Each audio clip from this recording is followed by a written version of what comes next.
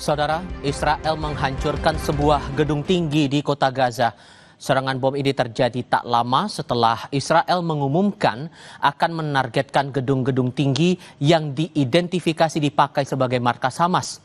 Akibat serangan ini, ratusan keluarga kehilangan tempat tinggal.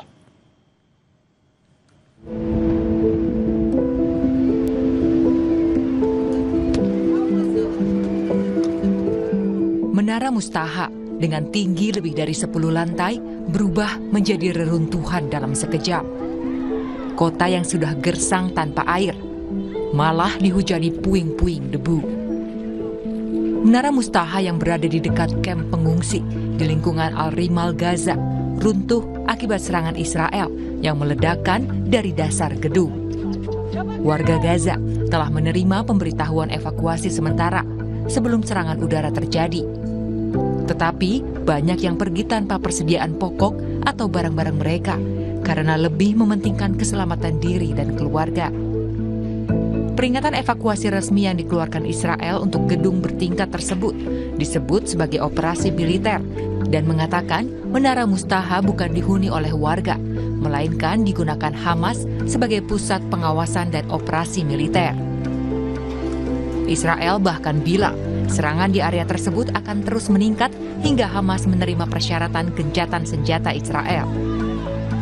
Pihak manajemen Menara Mustaha di kota Gaza membantah klaim Israel dengan mengatakan bahwa gedung tersebut hanya dapat diakses oleh pengungsi.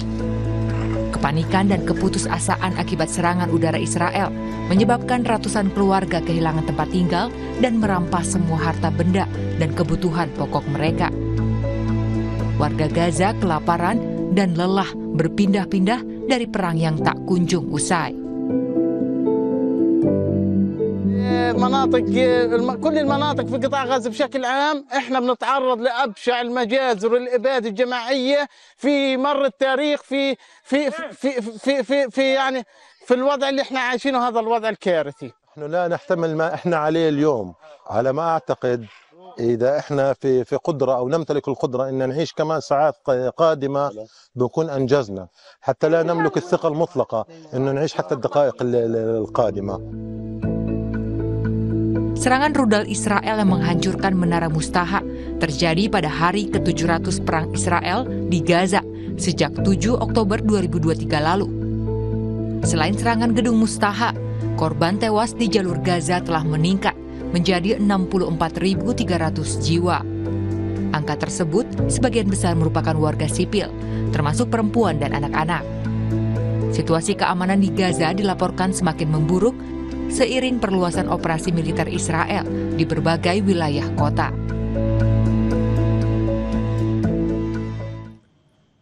Sebelum kami tutup, kami ajak Anda kembali untuk mencukupi kebutuhan air mineral Anda setiap hari dan rasakan kesejukannya. Saya Tifal Solesa, berterima kasih Anda sudah bersama Sapa Indonesia Malam. Semoga akhir pekan Anda menyenangkan. Selamat malam dan sampai jumpa lagi.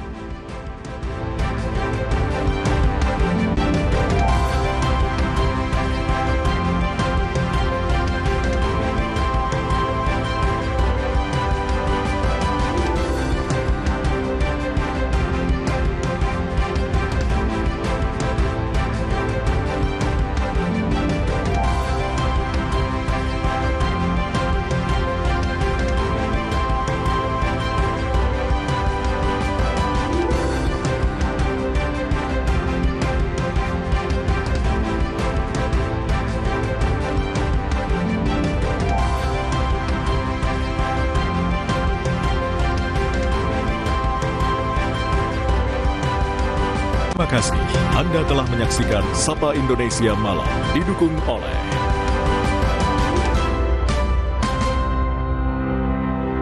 Di acara ini saya akan bicara bebas, bertanggung jawab, terbuka. Adu argumentasi.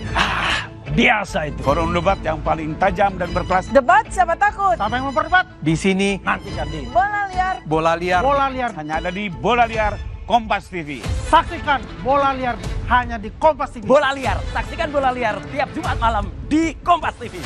pukul 8:30 malam, mulai 12 September, live di Kompas TV.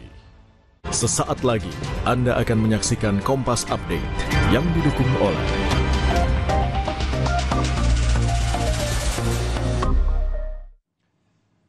Anda menyaksikan Kompas Update, Saudara, bersama saya, Algin Fridianto. Seorang pekerja bangunan di Kabupaten Madiun, Jawa Timur tersengat listrik hingga lemas dan syok. Korban dievakuasi oleh petugas pemadam kebakaran. Kejadian bermula saat pekerja bangunan sedang memasang besi kren di Kabupaten Madiun. Diduga besi tersebut menyentuh kabel listrik bertegangan tinggi. Korban tersetrum dan terkapar lemas. Korban yang berada di atas bangunan dievakuasi oleh petugas pemadam kebakaran ke RSUD Dolopo. Korban mengalami luka bakar dan masih menjalani perawatan.